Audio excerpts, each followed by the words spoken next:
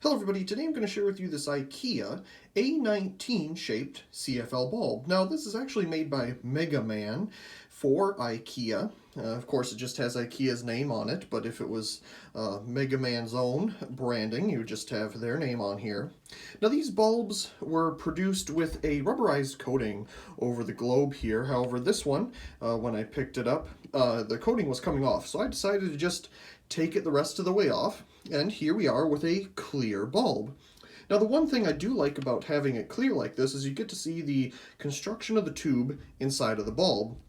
The one thing that I've always liked about these MegaMan style bulbs is how they've designed the fluorescent tube. You can see here we have a curve, and here we have a weld type design. So here is where they'd fill the tube with all of its mercury and whatnot to give it its gas, and then they seal it off.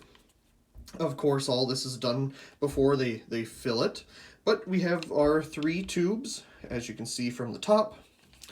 And I just really like the design of this. They really thought it out well. It's really unique. I'm not sure why they just didn't do another bend here. Maybe it was just easier to use the one machine that makes this tube and then weld it to the one next to it to make a separate tube. Because as you can see, this one is ever so slightly taller than these two. So this had to have been done after this first tube was formed on a separate machine. Just a really cool design, and it's really nice to not have the coating on it so I can share it with all of you.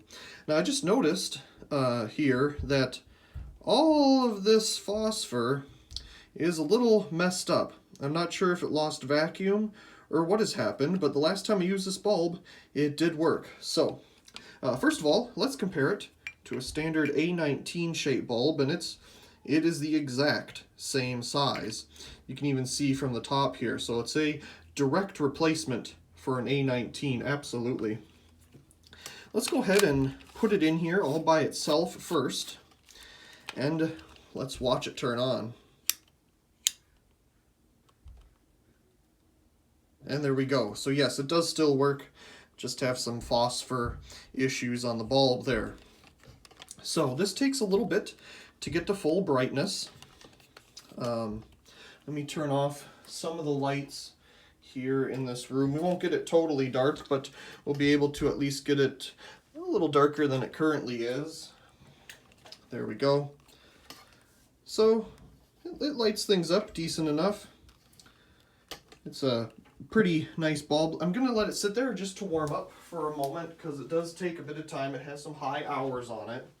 And while it's doing that, it's getting ever so slightly brighter. I will grab our fabulous little meter deal here, and let me turn off some of the extra lights that are nearby. So let's open up our thing here.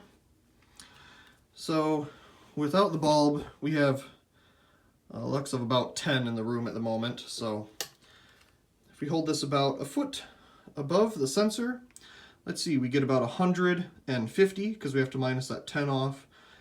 So 150 lux of this bulb all by itself. Let's introduce the good old incandescent so we can compare it to that as well. So obviously the incandescent gets bright right off the bat. There's no waiting around for it to get to full brightness. I would say the incandescent is ever so slightly brighter than the CFL, but that could be because this one is definitely older than if it was brand new. It has some pretty high hours on it. But I absolutely love this design. Pretty cool to get my hands on one. I have the smaller versions, but not an A19 version like this, so pretty neat. Anyway, I really do hope you enjoyed this quick little video of the IKEA MegaMan A19 CFL bulb. Also, please comment, rate, share, and subscribe, and thank you very much for watching.